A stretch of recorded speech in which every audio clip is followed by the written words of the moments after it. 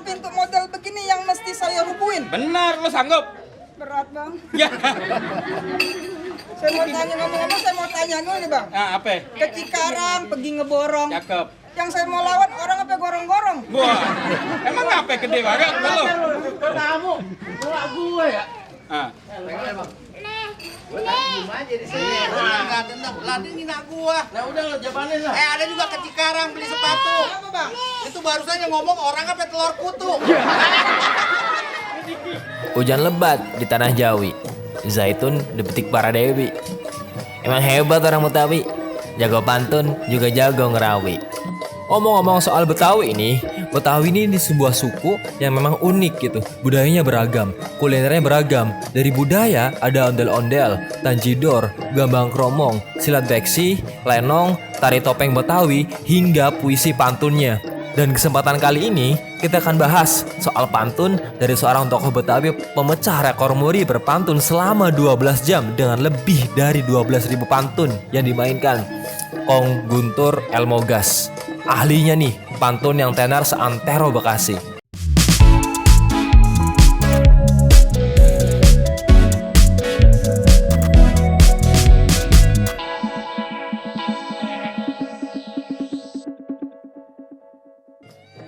Nah, ini dia gengs, Kong Guntur Elmogas. Yang orang katanya beliau pernah jadi PNS, tetapi karena saking cintanya sama budaya Betawi, beliau lebih memilih untuk merawat tradisi pantun Betawi yang emang beda dari pantun-pantun daerah lain. Selain pemecah rekor muri, si engkong yang satu ini kocak juga. Udah nerbitin beberapa buku pantun juga, isinya ada ratusan. Lumayan lah, bisa buat bikin gebetan kita lumer hatinya. Oke, tanpa berlama-lama, mari bercerita.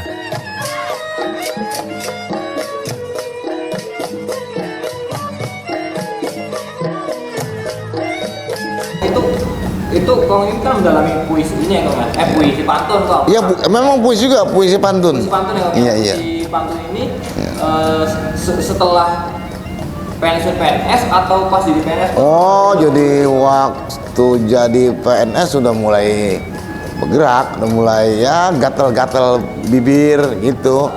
Tarik-tarik ambil pulpen sama kertas. Dulu mah kan pakai mesin tik ini, manual yang petek gitu. Iya. Oli peti. Soalnya kan dari banyaknya budaya Betawi ini Kong, kenapa Kong Guntur memilih pantun? Lah, bukan masalah itunya. Engkong ini kan asli, gua pakai shot nih ya, asli orang Betawi, Ya. kelahiran Bekasi, tuh.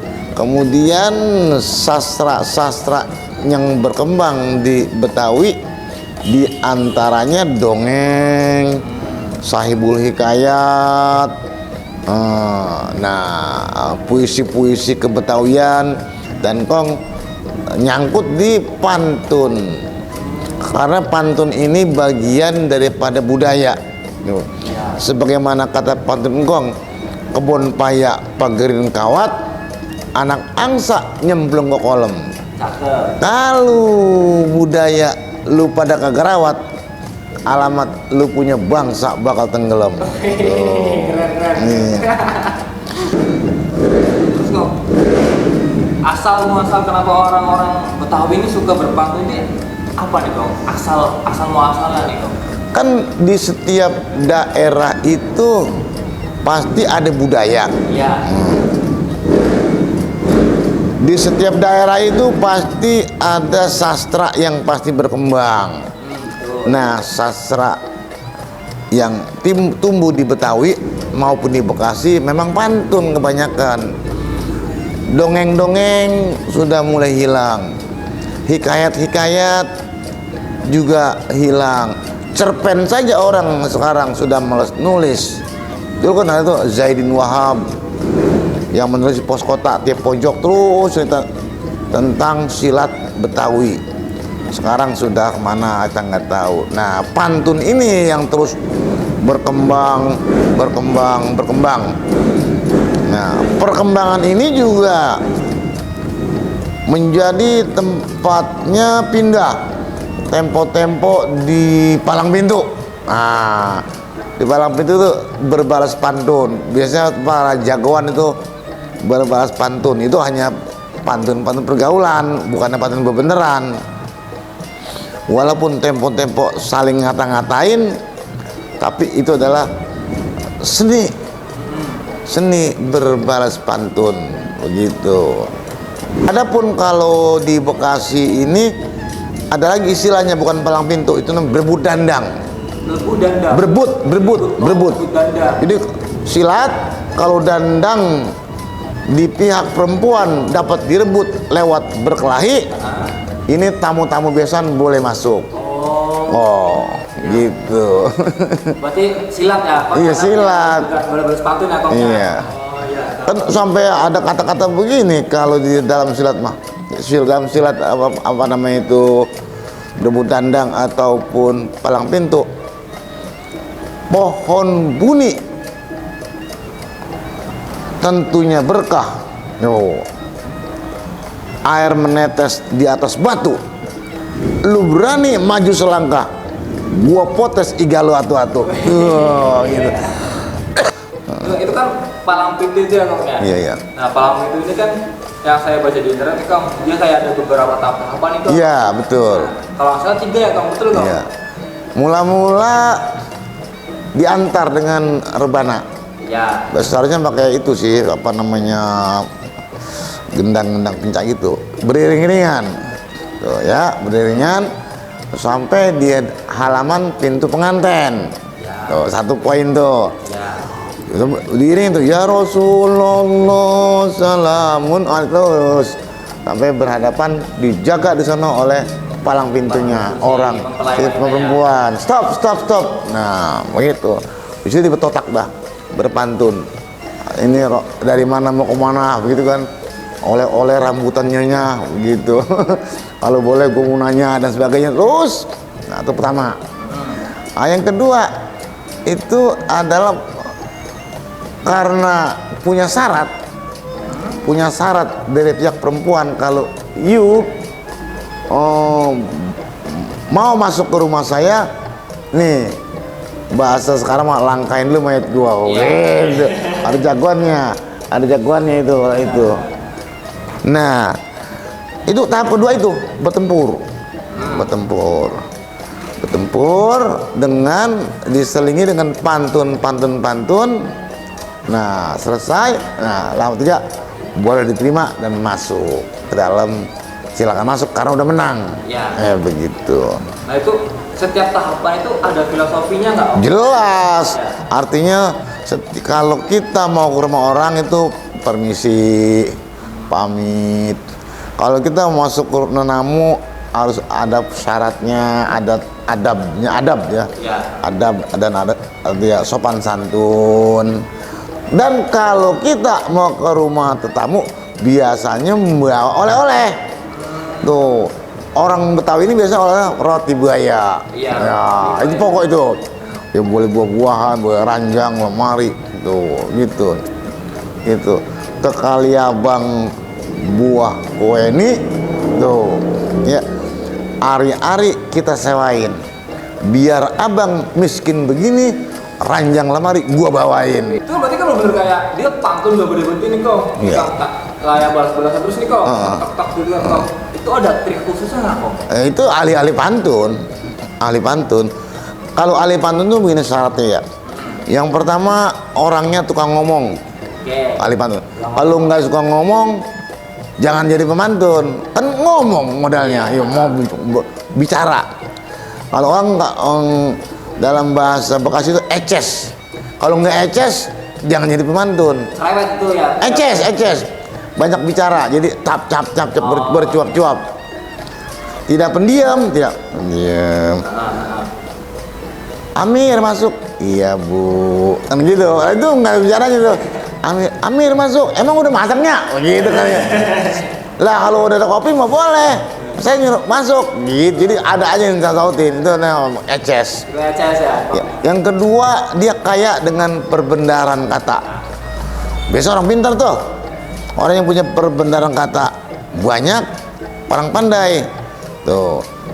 Mudah-mudahan ahli pantun itu pandai bicara, pandai bekerja. Biasa kan kalau pandai bicara sedikit bekerja. Ini nggak pengen ini pandai bicara, bisa bekerja. Oh gitu. Langkah apa sih Kong yang dilakukan pemerintah atau bahkan penggiat budaya sendiri seperti Kong? Nah, Kong, iya. upaya budaya. Kita kan punya dinas budaya, pemuda dan olahraga. Digabung tuh. Nama budaya, pariwisata, pemuda, olahraga 1, 2, 4. Kan dipisah udah budaya sama pariwisata, pemuda sama olahraga. Nah, mereka membina bagaimana? Ya, mereka bisa mengelola, melihat ke bawah, artinya ngamanin para budayawan. Nah, cara seperti apa? Lah, artinya sering diundang, sering kumpul, silakan berbuat. Nanti ada APBD yang pas, yang khusus buat mereka itu. Oh, berarti para budayawan ini dapat katakanlah Ada juga, pemerintah gitu. ada juga. Tuh, gitu. Maka dari itu juga kalau budayawan biasanya nggak perlu gitu, enggak. Dari Pekojan ke Kayu Ringin, tuh ya, metik buninya di Jelambar. Bagian hujan, bagian angin. Budaya mah harus tetap berkibar. Nggak boleh kuncup kita mah. Iya. Kalau Kong Buntu sendiri, apa Kong yang Kong lakuin buat Saya pertama mengarang buku, ya? kesebar ke sekolah-sekolah. Itu yang pertama. Yang kedua, gua punya sanggar ini pantun, namanya Sanggar Asik Berpantun. Satu lagi Sanggar Prasasti Sekolah Alam Terbuka, Sanggar Prasasti. Tuh, yayasan sekolah alam terbuka jauh di Sukawangi. Itu Sanggar Prasasti. Dan kau punya satu lagi Sanggar Asik Berpantun. Itu anak-anak di bawah umur 20 tahun lah, buat anak siapa sih? Di mana Kong? Yang asik berpantun itu Kong? Apa tuh? Sama di Sukawangi juga. Iya, sanggar. Itu lain dia, kami punya 2 sanggar. Belum lagi kan kau membina grup-grup palang pintu. Sebagai pembina, ngerapin pantunnya kalau memangnya itu kurang bagus harus diganti. Apa sih Kong yang memang harusnya kita lakuin nih Kong buat melestarikan budaya, khususnya buat pantun ini Kong, kayak palang pintu? Karena saya sendiri pun sangat menyayangkan gitu tradisi palang pintu yang saya ini bukan orang Betawi, tapi lihat palang pintu itu kayak seru, asik gitu loh Kong. Gitu. Kan begini, setiap anak itu tumbuh berkembang sesuai dengan zamannya, sesuai dengan kemauannya. Ya, betul. Kan yang kayak ente nggak banyak. Ada setengah gadget, ada yang setengahnya macam-macam di luar ini. Ada yang senang di komputer, ada yang senang di macam-macam olahraga gitu kan. Kalau dia orang senang mau futsal ya dia bergelut di futsal gitu. Ya, olahraga lah semuanya, macam-macam olahraga. Kalau ya sedang di bidang budaya, ya, budaya apa? Apakah band, apakah cokek, apakah gampang ngomong, apakah gamos, begitu. Berarti kita harus ngapain nih Kong buat generasi muda nih Kong? Kayak Cari yang hidup kita ini, gerak kita ini bermanfaat, berguna buat orang lain. Senangkan orang tua kita dengan tingkah laku kita. Tingkah laku ya katakanlah ya tidak jauhin lah dari narkoba, jangan minum-minum. Itu sangat jauhin tuh. Apalagi walaupun tinggal baik itu katakanlah tidak melestarikan budaya yang ada gitu Iya. Kong. Jadi katakanlah yang saya katakan kan kayak yang harus kita lakuin itu Kong buat melestarikan budaya itu gimana gitu loh Kong. Karena kadang kan tadi yang Kong bilang kita udah hidup di zaman yang udah beda gitu nih, Iya. sama pendahulu kita, sama orang kita, sama nenek kita gitu. ya tadi kembali kepada tadi kemampuan, kalau orang bilang kemonesan. Komunisannya apa lo? Apakah lo seneng drama? Apakah lo seneng balap motor? Kan gitu. Yang cari yang positif aja dulu.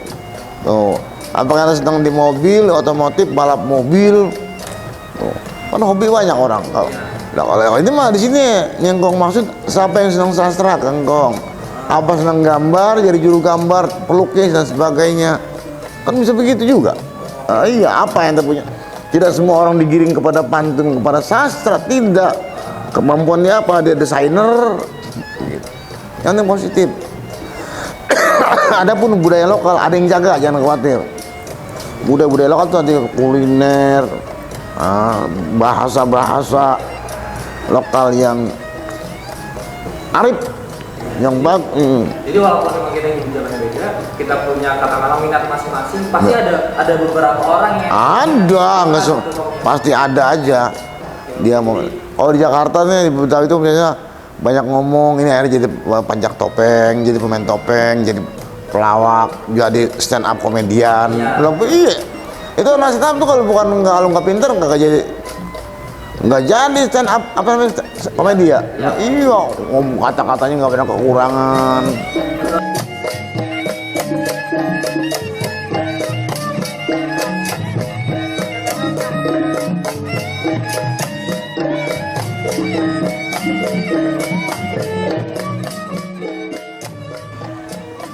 Nabi Yusuf orangnya tampan, aman yang molek, dia kagak mempan.